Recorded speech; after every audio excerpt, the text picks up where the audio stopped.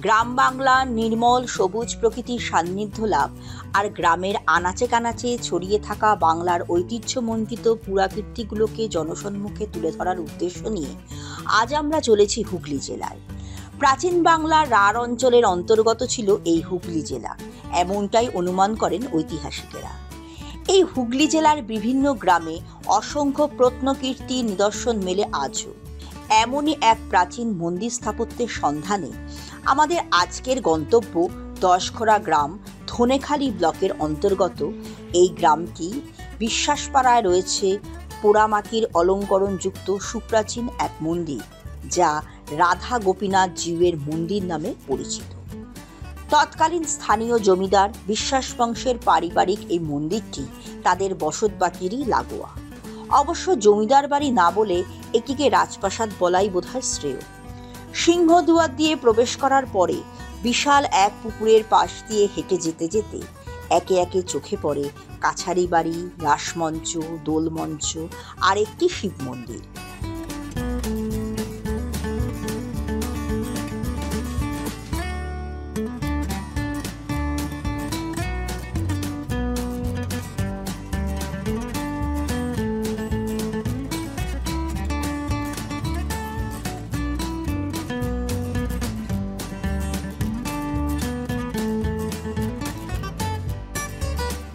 এগুলোকে পেছনে রেখে সরু রাস্তা ধরে কয়েক পা হাঁটলেই পৌঁছে যাওয়া যায় মূল মন্দির চত্বরে।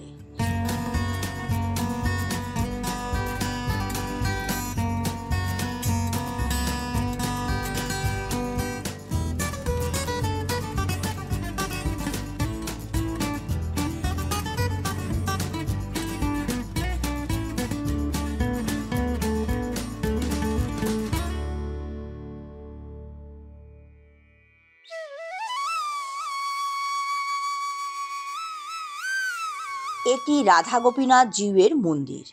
পঞ্চরত্ন রীতির এই মন্দিরটি পশ্চিমমুখী, প্রদক্ষিণ পথযুক্ত উঁচু একটি ভিত্তিবেদির উপরে স্থাপিত।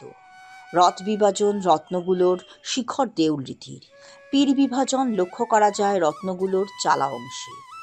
অলিন্দযুক্ত মূল প্রবেশপথটিতে 3টি খিলান করা আছে। মন্দিরটির পশ্চিম দিকের দেওয়ালে রয়েছে অসামান্য টেরাকোটা শিল্পের নিদর্শন।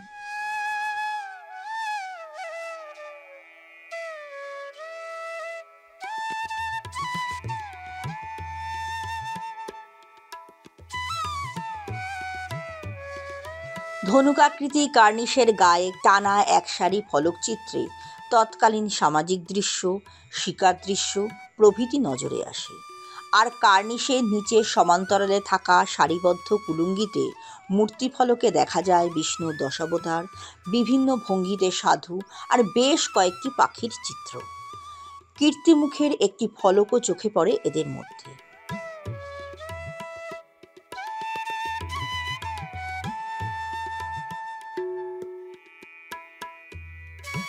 এখানে থাকা একটি প্রতিষ্ঠালিপি অনুসারে 1651 শতাব্দে এটি নির্মিত হয়েছিল।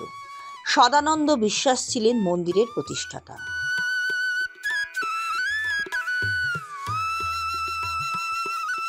মন্দিরটির 4টি দেওয়ালের কোণাচে রয়েছে মৃত্যুলতা বা কল্পলতার ফলকসজ্জা, যেগুলো ইহজগতে সমস্ত রকম মায়ার বন্ধন ছিন্ন করে, অবশ্যম্ভাবী মৃত্যুর দ্যোতক।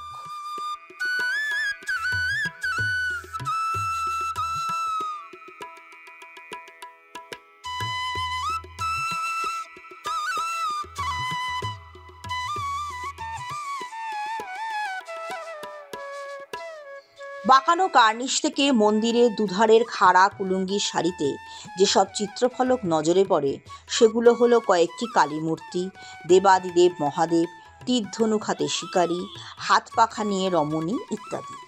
এছাড়াও আছে সরভূত চৈতন্য, কানাই বলাই, শ্রীকৃষ্ণ চামর হাতে রমণী, শৈব সাধু, পাখি আর কয়েকটি সারেঙ্গি বাদিকা, সেতার বাদিকা আর দম্ফবাদিকার মূর্তিফলক।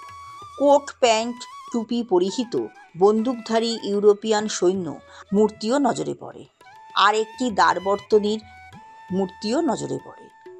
তবে এখানে থাকা 3 মাথাওয়ালা শিবের মূর্তিটি আর একটি খরগোশকে গাছের পাতা খাওয়াচ্ছে এক রমণী, এই দৃশ্যের ফলক দুটি বেশ অভিনব।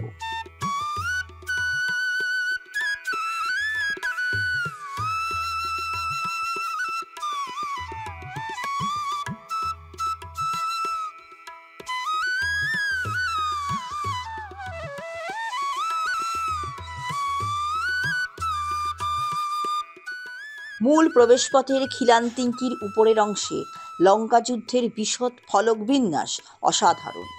রাবণপুত্র ত্রিশিরার সঙ্গে হনুমানের লড়াই, কুম্ভকর্ণের বানর ভক্ষণ, সীতাহরণের সময় রাবণের রথ গিলে খাওয়ার চেষ্টা করছে সুপার্শ্ব, মারিচপথ প্রভৃতি দৃশ্যাবলী অলঙ্করণ শিল্পীর অসামান্য মুন্সিয়ানার পরিচয়। মন্দিরটির প্রবেশপথের খিলানস্তম্ভে আর অর্ধস্তম্ভের গায়েও বেশ কিছু পোড়ামাটির ফলকচিত্র রয়েছে, তবে এগুলো অনেকাংশেই নোনা লেগে নষ্ট হয়ে গেছে। কৃষ্ণ কাহিনীর মধ্যে রয়েছে দাবাগ্নি ভক্ষণ, রাজসভায় উপবিষ্ট রামসীতা, পাশে দাঁড়িয়ে আছেন লক্ষ্মণ, আর তার পাশে দুপাশে রয়েছে চামরধারিণী, ব্যজনকারিণী, শঙ্খবাধিকা, জয়া বিজয়া সহ সপরিবারে চতুর্ভুজা দুর্গা আর অনুচর সহ মহাদেব প্রভৃতি চিত্রগুলো চমৎকার। তকলি আর চরকাতে সুতো কাটার চিত্র, সন্তান কোলে নিয়ে বসা এক রমণী চুল বেঁধে দিচ্ছে এক পরিচারিকা, মা পাখি তার সন্তানের মুখে খাবার তুলে দিচ্ছে ইত্যাদি চিত্রফলকগুলো অসাধারণ। মিথুনধর্মী ফলকও আছে এখানে, তবে ভারবাহক হিসাবে থাকা ঢোলবাদক আর জোড়া পাখির মূর্তিগুলো বর্তমানে ভগ্নপ্রায়, অস্পষ্ট।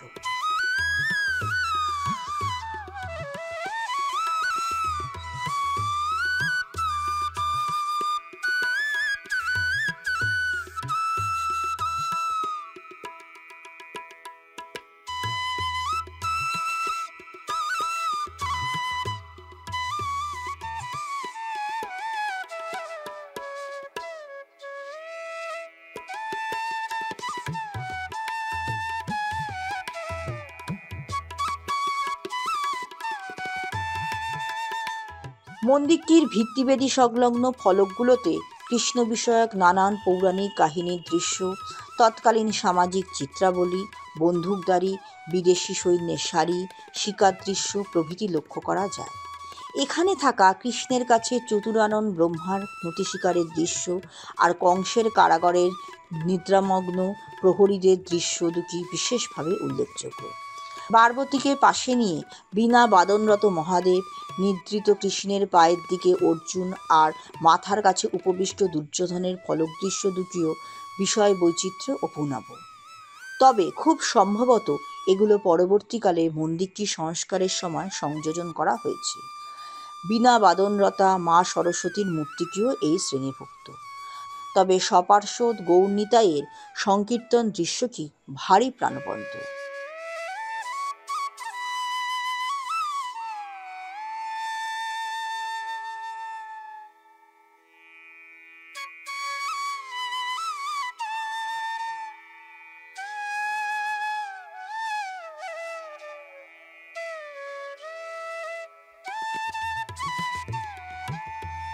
ভিত্তিবেদিকে ঠিক উপরের দিকে কয়েকটি কুলুঙ্কির মধ্যে রয়েছে প্রস্ফুটিত শতদল, ভাং বা সিদ্ধি প্রস্তুতকারী সাধু, তাকিয়ায় হেলান দিয়ে অর্ধশায়িত তৎকালীন জমিদার তামাক সেবন করছে ইত্যাদি ফলকচিত্র।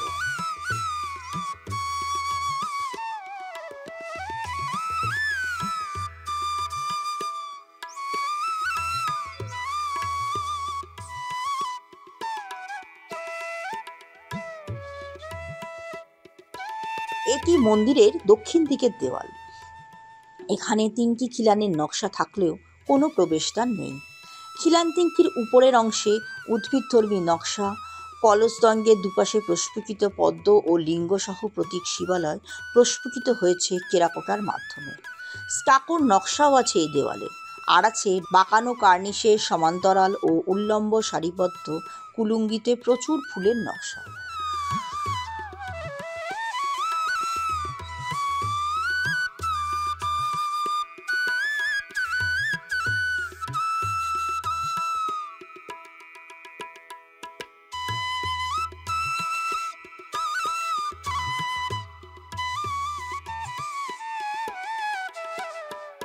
গর্ভগৃহে প্রবেশ করার দ্বিতীয় একটি দরজা রয়েছে মন্দিরের উত্তর দিকের দেওয়ালে।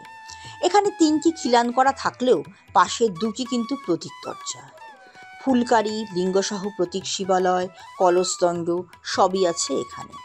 প্রায় 300 বছরের প্রাচীন এই দেবালয়টি গঠনগত দিক থেকে এখনো বেশ ভালো অবস্থায় আছে।